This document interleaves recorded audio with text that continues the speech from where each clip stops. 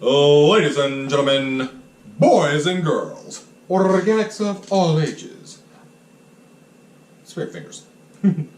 I am Double R, and in this particular video, we're going to be covering the topics of this video. Well, that just seems counterproductive in my case, but whatever, moving along. But Double R, you're not a furry. I know. I'm still going to cover it, though.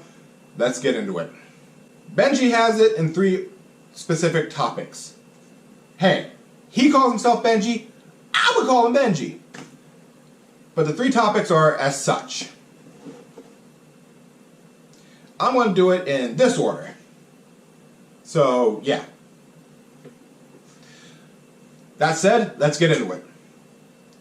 My topic number 1, which is Benji's topic number 2, is the blue fur and the Eric Cartman mom accusation. What do I mean by that? Well, this. Fursuiters were hanging out and decided to take this photo op together, flipping off a Chick-fil-A restaurant. Excellent Rack posting it with the caption, "Fuck Chick-fil-A." Chick-fil-A hate isn't anything really new in the fandom. With the amount of anti-LGBT controversies that have befallen the community, that's probably not a surprise. But Chick-fil-A actually isn't the reason this image would spawn a controversy. That was actually due to a quote retweet of this image. A quote retweet that singled out one of these fursuiters in particular. It read, "I just want you guys to know that the one with the blue fursuit head ate their own shit." The furry being referred to in this situation is Blue Wolf. For those who aren't familiar with Blue Wolf at this point, she's a furry personality that garnered a large amount of popularity on Twitter. She hasn't been online for quite a while though. The reasons for that would be due to the harassment Blue has received, both from the usual crowd targeting her for just being vocally trans, as well as those critiquing Blue's actions following the controversies of fur sodas, where Blue's negligent actions would put the user IceFoxWorks into debt. Frankly, I would have to do an entire separate video to properly explain Blue's controversies more than I just did. But regardless, Blue Wolf has been getting her share of both justified critique and unnecessary harassment, so it obviously makes sense why she would be spending more time offline. However, that wouldn't stop this information of the infamous Blue Wolf scat video from spreading. For those out of the know, you probably don't know what this is referring to.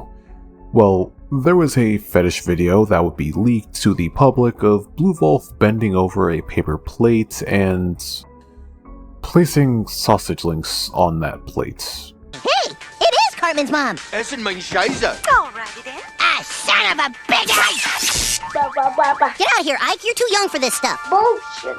What's she doing now? Essen Scheiße! Okie dokie. Ah! Es schmeckt gut, ja? Click it off, dude. Click it off. With their rear. The thing with this video is, as someone who has been unfortunate enough to see it, all she did in the video was crap on the plate.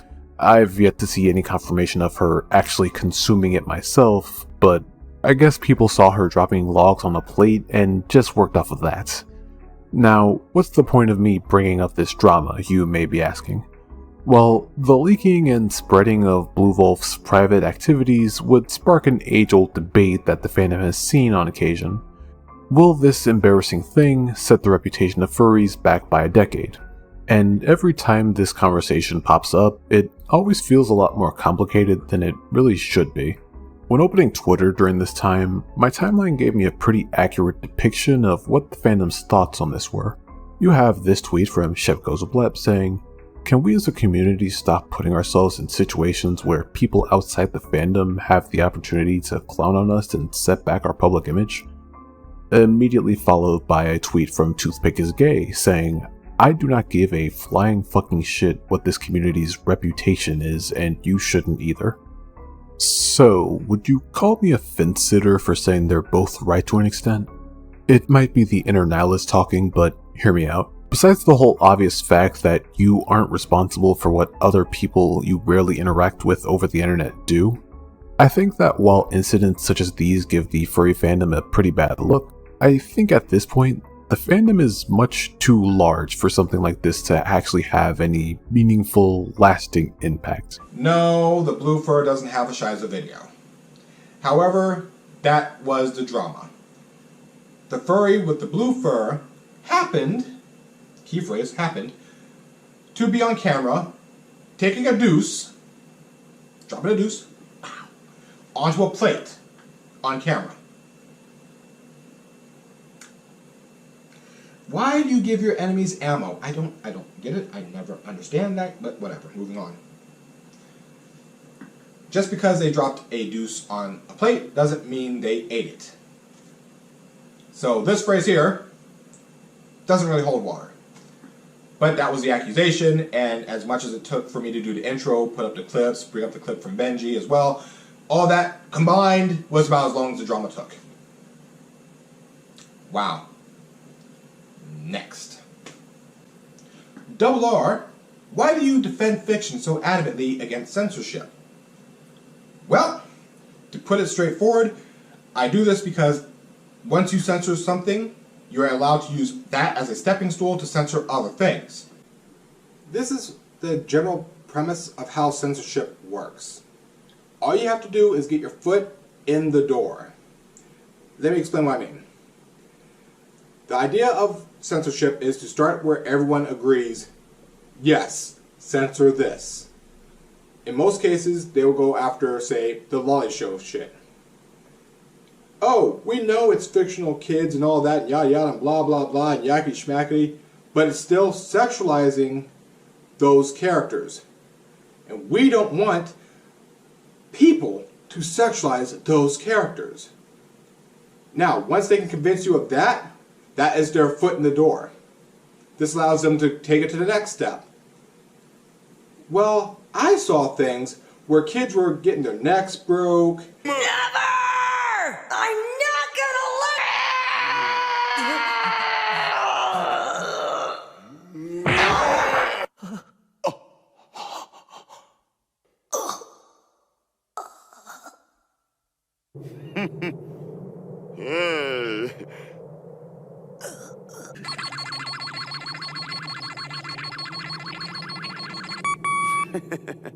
Where they're getting backhanded by aliens. Piccolo-san! Piccolo-sama, 来てくれたんだね。ご飯近づくな。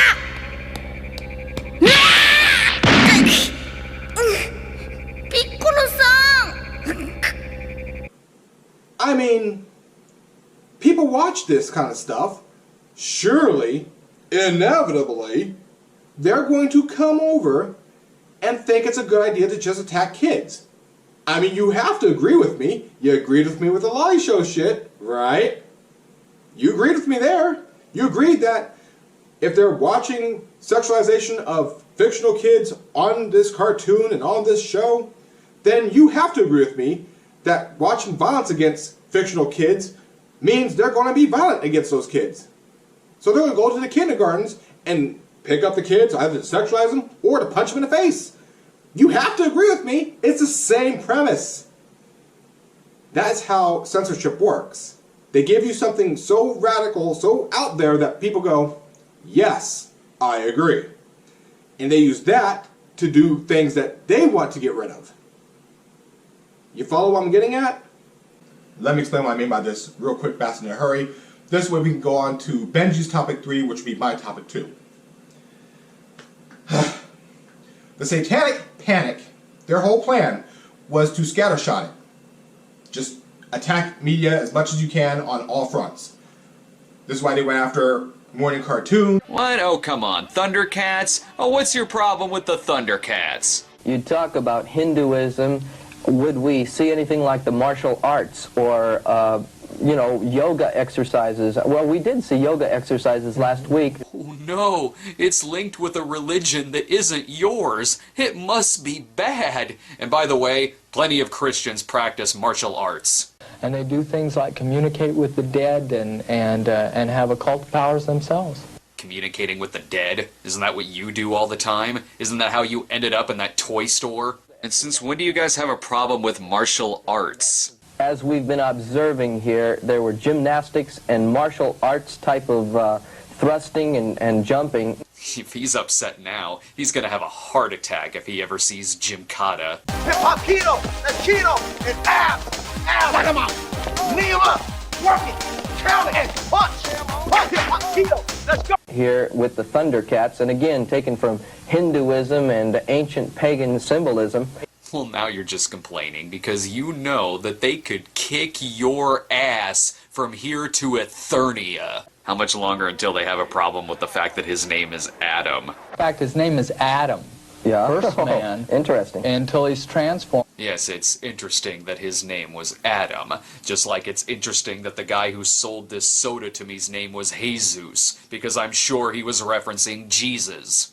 I can't believe they hit on that before Castle Grayskull. Understand this, we have to understand what Grayskull is. It is a castle built by unknown hands in the shape of the skull, and there's a demon spirit living within it that manifests in the shape of a skull. Actually, Castle Grayskull was once the Hall of Wisdom, which was transformed into Castle Grayskull in order to frighten away villains and to protect their orb and the universe. You would know this if you watched the show. All of this is coming forth, and the children, whether consciously or subconsciously, are picking up all these occultic overtones. Oh, very much so. No, they're not. Because unlike you, they've seen the show. Okay, now this is the He-Man, a muscular figure and so forth that mostly little boys follow, I take it? Right. But the little girls have someone too. Oh, many little girls play with this toy. Oh, really? And you know this how? Did you pick up on that on your afternoons at the toy store? So you're telling me little boys, for instance, could watch Skeletor with his staff of power here, and they could, and you say this was actually used to crush a dove that represents total satanic power? Uh-huh. Again, he is the villain. You are getting mad at things that the villain is doing. Why?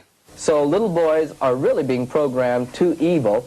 Okay, so are little boys also being programmed to want to turn into snakes to offer apples to naked women in the woods?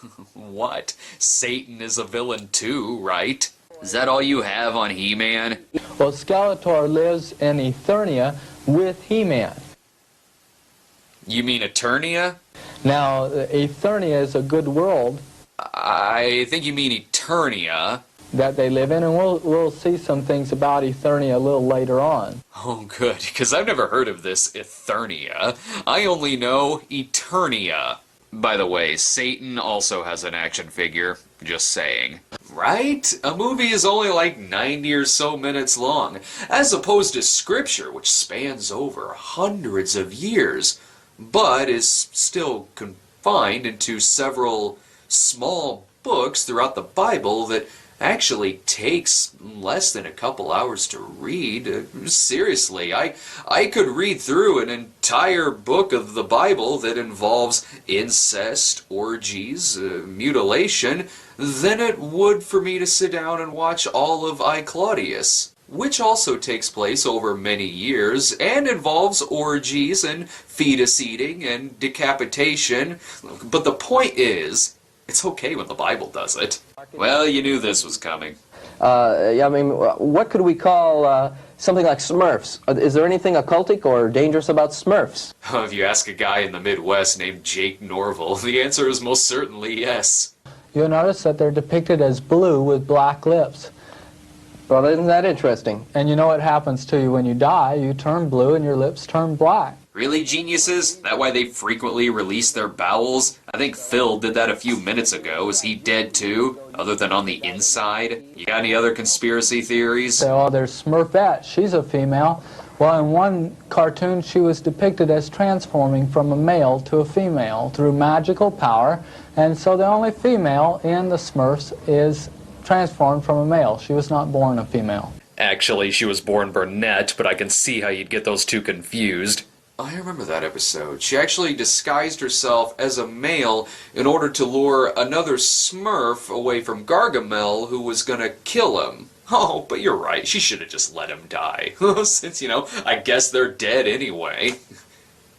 Wait, does that mean that Phil and Gary think the Smurfs are zombies? No, what you're telling me then is that even Smurfs carry a homosexual connotation in that most of them are male. Oh, Great, I get it now. I understand what's going on here.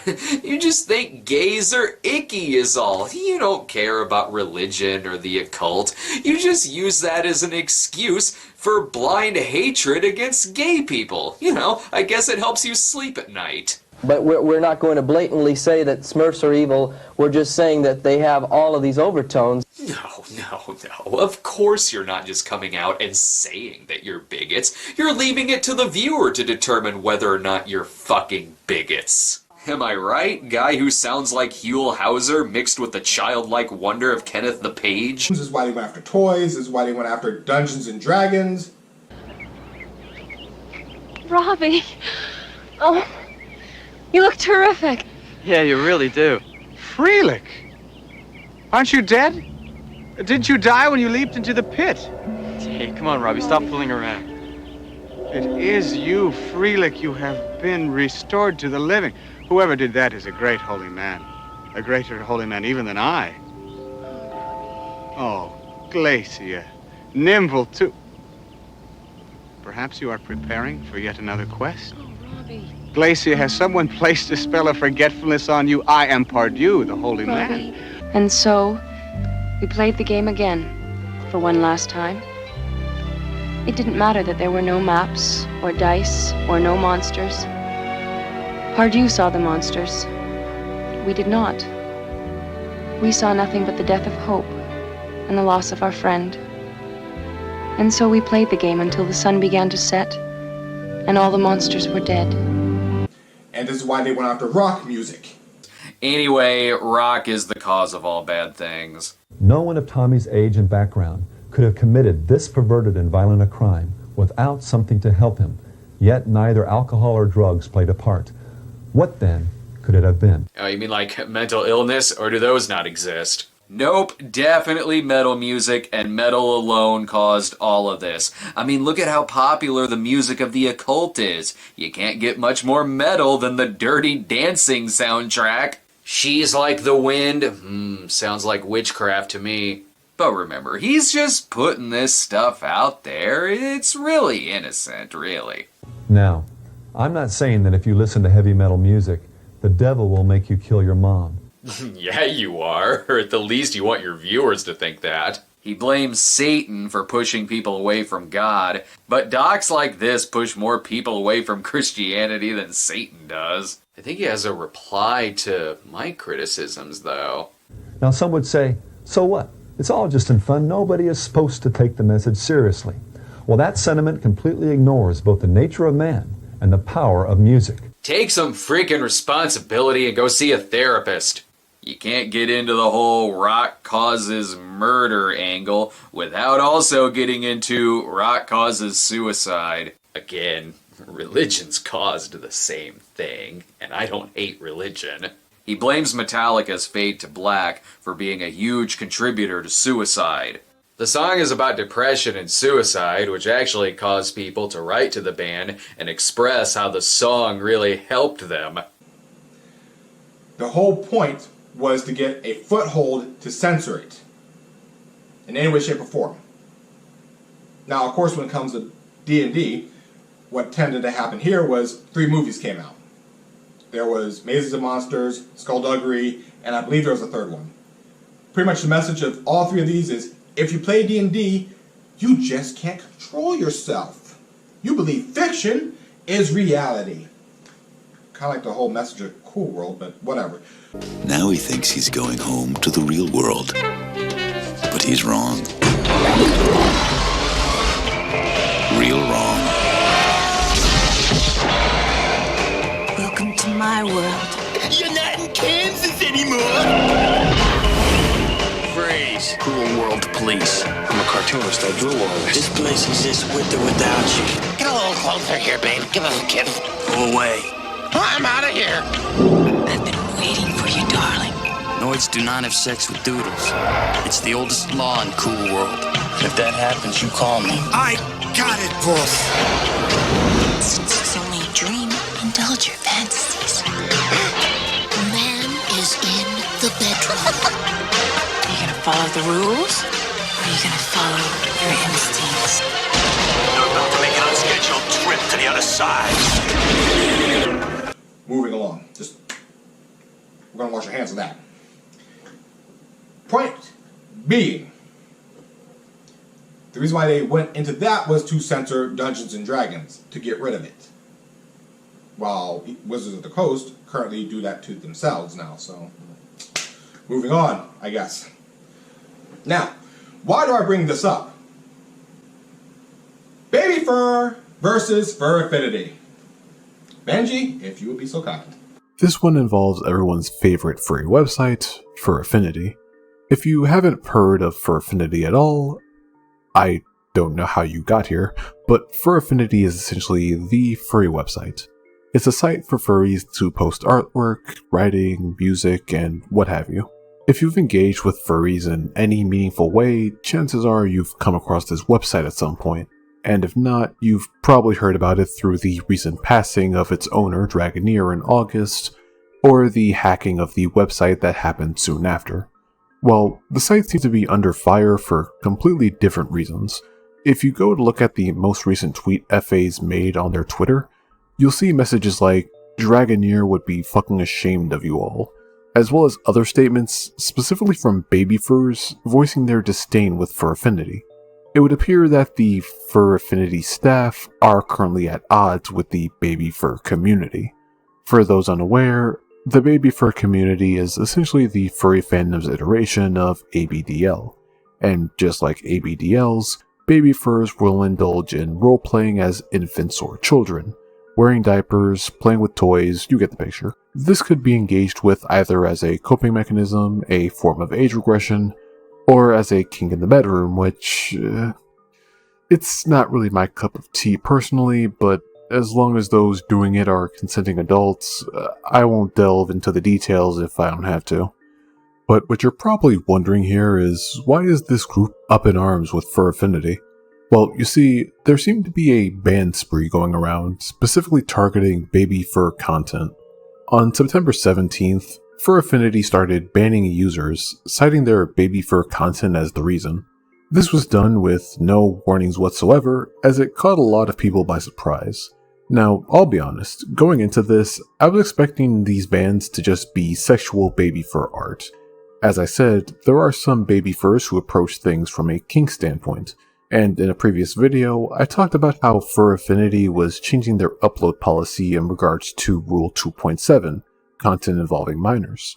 If you look at this policy now, the guidelines prohibit content featuring minors when the minor is in the presence of sexual activity, sexual objects, or nudity, though exceptions may be made for non-sexual depictions of birth and breastfeeding, along with the depiction of what they define the term minor as, real or fictional humanoids with a childlike body or younger than 18 years old, and any adolescent animals or fantasy creatures.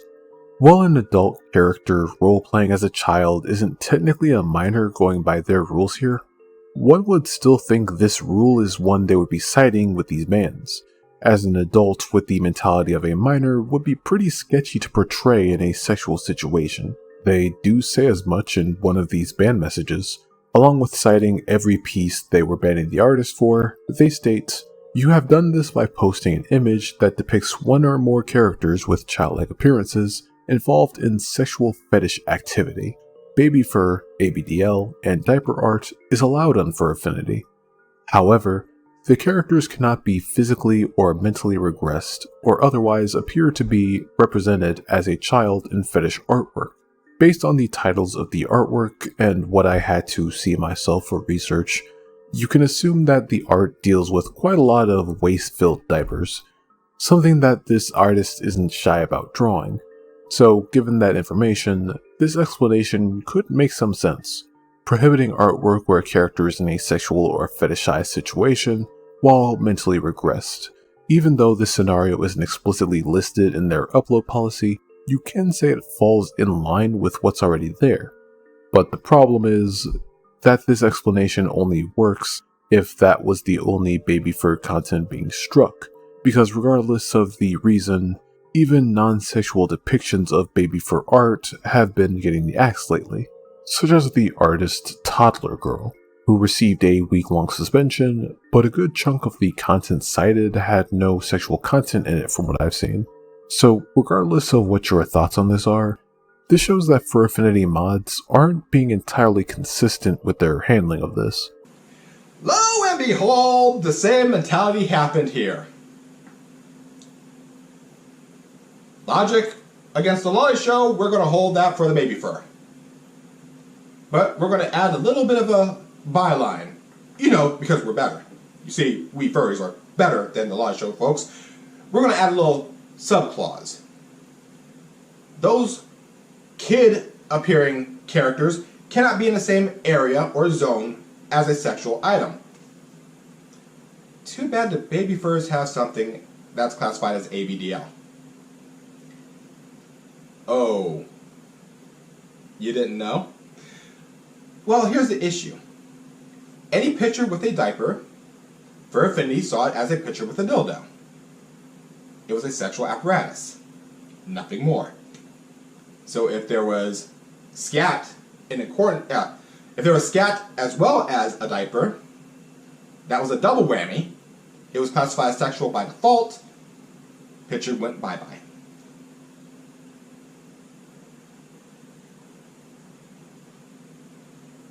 Oh dear. Oh my. So what happened, they used baby fur in general terms to yeet anything to do with diapers, anything to do with scat, and anything to do with actual baby fur. Or the lolly show of the furry community. It didn't have to be pornographic. It didn't have to. The diaper was a sexual apparatus, which meant it was in the scene with a minor-esque character. Thusly, it classified according to the rules. Ergo, it got yeeted. And the baby fur were not happy about this. That's what I'm talking about when I say censorship gets a foot in, and then they just keep going.